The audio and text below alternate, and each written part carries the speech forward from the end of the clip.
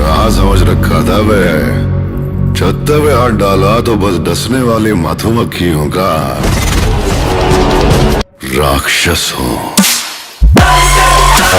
ওকে তো ভাই লোক, গতকাল সারাদিন অপেক্ষায় ছিলাম প্রভাসের দ্য রাজা সাপের ট্রেইলারের জন্য। আর ভাই রিলিজের পর যা দেখলাম, 400 কোটি বাজেট দিয়ে 600 কোটির আদি পুরুষকেও টক্কর। জোকস অ্যাপার্ট, ট্রেলারটা প্রথমবার দেখে ভাবলাম ঠিকঠাক, দ্বিতীয়বার দেখলাম তারপর মনে হলো কিছু তো ইন্টারেস্টিং অবশ্যই আছে। আর ভাই আপনি প্রভাসের সিনেমাকে নিয়ে যতই গালাগালি দেন না কেন, ইন্ডিয়ান সিনেমার মধ্যে কেউ যদি বক্স অফিস কিং হয়ে থাকে সেটা হলো রেবেল স্টার। দেখবা এই রাজা সাপো 100 থেকে 150 কোটি প্রথম দিনই ওপেনিং নিবে।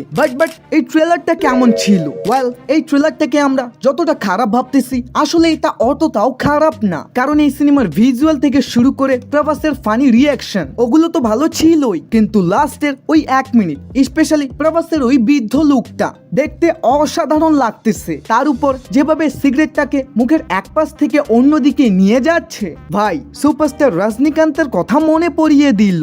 আর হ্যাঁ, অনেকগুলো ভিলেনদের যে হাভেলির উপরে উঠে দেন আবার নিচে ফেলে দেয়, this VFX is so amazing. কিন্তু এই সব কিছু ভালো থাকার পরেও পুরো ট্রেলারটাকেই খারাপ বানিয়ে দেয় প্রভাসের হিন্দি ডাবিং। মানে এখানে যে বেশ কয়েকটা ফানি ডায়লগ আছে ওগুলো প্রথমবার শুনে আপনি হাসবেনই না, সেম ডায়লগটাই কয়েকবার শোনার পর দেন আপনি হাসবেন। আই মিন দ্য রাজা সাপের 400 কোটি বাজেট, ভাই আর 1-2 কোটি খরচ করে প্রপার ডাবিং করিয়ে নিলে কি হতো? তার উপরে আবার সঞ্জয় দত্ত, ভাই এই মানুষটা এমন হয়ে গিয়েছে যেমন পরোটার সাথে তরকারি ফ্রি। মানে ম্যাক্সিমাম প্যান ইন্ডিয়া ফিল্মে দেখবেন তিনি থাকবেই। ওয়েট এখনো তো ট্রেলারটার শুরুর দিকটা নিয়ে কথাই বলিনি। ট্রেলারটা 33 সেকেন্ড পর্যন্ত ঠিকঠাকই ছিল, বাট 34 সেকেন্ডে যখনই এই ক্রিয়েচারটা আসে, হোয়াট দ্য দেন এলইডি ভূত ও কুমির, ভাই এগুলো দেখাচ্ছে আমি নিজে মরে ভূত হয়ে ওই সিনেমায় কাজ করতাম তাহলে বেশি ভালো হতো।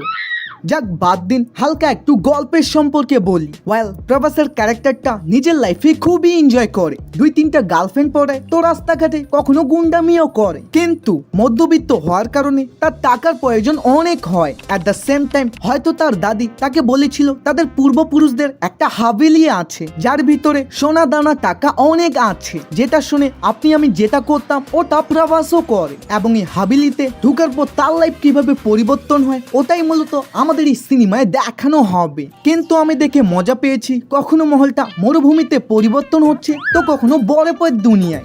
মানে যাই হোক না কেন, মুভিটা দেখে আমরা অবশ্যই মজা পাবো। আর ওভারঅল যদি একটা রিভিউ দিই, হিন্দি ডাবিং বাদ দিয়ে বলা চলে আমার সবকিছুই ঠিকঠাকই লেগেছে। এবং এই সিনেমাটা রিলিজ হবে 9 জানুয়ারি, মানে রিলিজ হতে আরো 3 মাসের একটা লম্বা টাইম আছে। তাই বলা যায় না যে ভিএফএক্স এন্ড সিজিআই নিয়ে আমরা সমালোচনা করছি ওগুলো সামনে অনেক বেশি ইমপ্রুভ হতে পারে। বাকি ফেস্টিভ্যালের কথা মনে আছে তো? দ্রুত 50,000-এর ফ্যামিলি বানিয়ে দাও, সাথে সাথে ফেস্টিভ্যাল ভিডিও ড্রপ নাও। বাই।